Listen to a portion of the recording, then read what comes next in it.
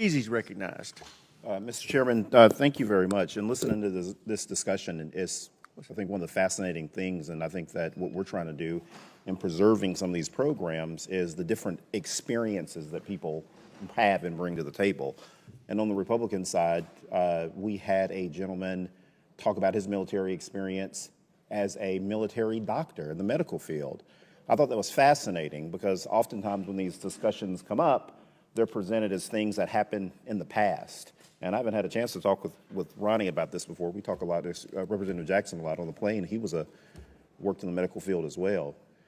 Something really disturbing today, not back in the 50s or when the military was integrated. They asked a couple of years ago 222 white medical students about black people and biological differences between blacks and whites.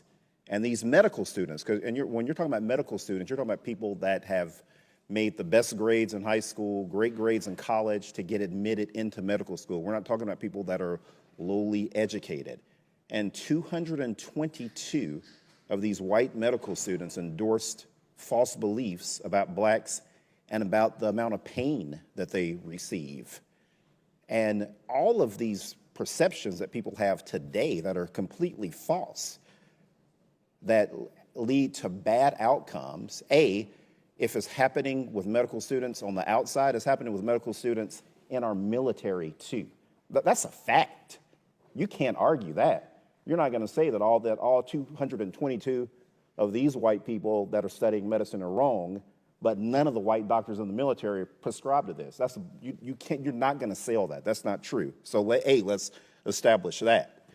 But we need to know why 222 highly intelligent people would think something as ridiculous as black people don't feel pain as easily as white people do.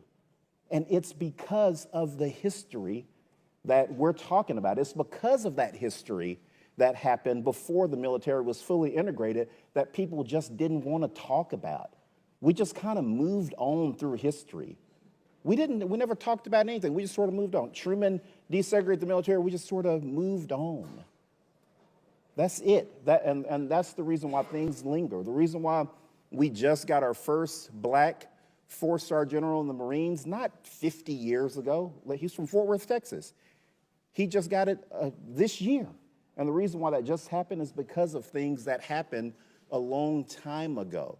And that's what the military is trying to study, is the origins of this and how the 222 highly intelligent people come to ridiculous conclusions about black people and pain.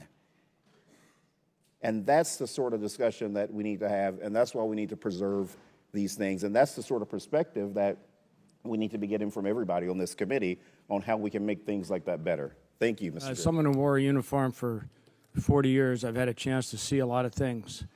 Number one, even as a second lieutenant back in the late 60s, I saw that we, as the United States military, it doesn't make a difference whether you're black, white, male, or female, were potentially subject to the good ideas or maybe master's thesis of some person who now got a job in the Pentagon and who wanted to play out that theory in reality. And I'm here to tell you, when I retired 40 years later, I still saw the same stuff going on. This is not Democrat or Republican. This is about the way the Pentagon is set up to do what it's supposed to do, which it's the Department of Defense, and to recruit, to retain, and to be ready to fight and win. The biggest challenge that I see to the recruiting problems we have, to the retention problems we have, and our readiness to fight, whether it be China, Russia, or anybody else, is the fact that we've got too many people in the five-sided puzzle palace who think the military, the men and women, are a social experiment. I'm here to tell you we're not. We're ready. We're ready. We have been, and we need to, as Congress, need to stay where we can be productive, not part of the problem. I yield back.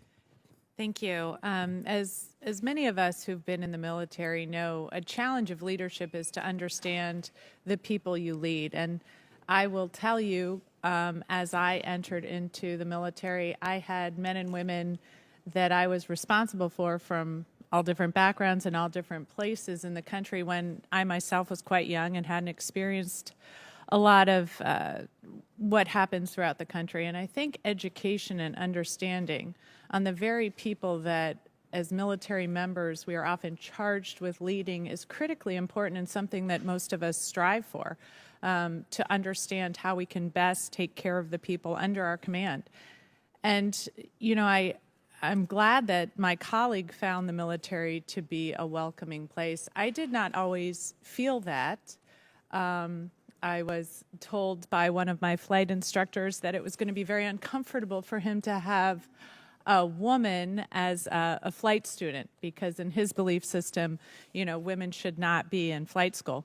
That was not very welcoming. And unfortunately, I think we found today that there are women still experiencing that in the United States Marine Corps who until this committee, you know, stood up and asked about their situation, they were on the way to being processed out for filing complaints about sexual assault and harassment. The week after our committee brought it up, they were reinstated. It should not take a hearing from the House Armed Services Committee to do that. So I think we are seeing that there are problems with having a welcoming military to people from different backgrounds and some things that are poorly understood in our military. And I think it is incumbent upon us to ensure that people in leadership in the United States military understand how best to lead people from diverse backgrounds who are looking to be part of the fighting force and are looking to volunteer to defend our country. With that, I'll yield back.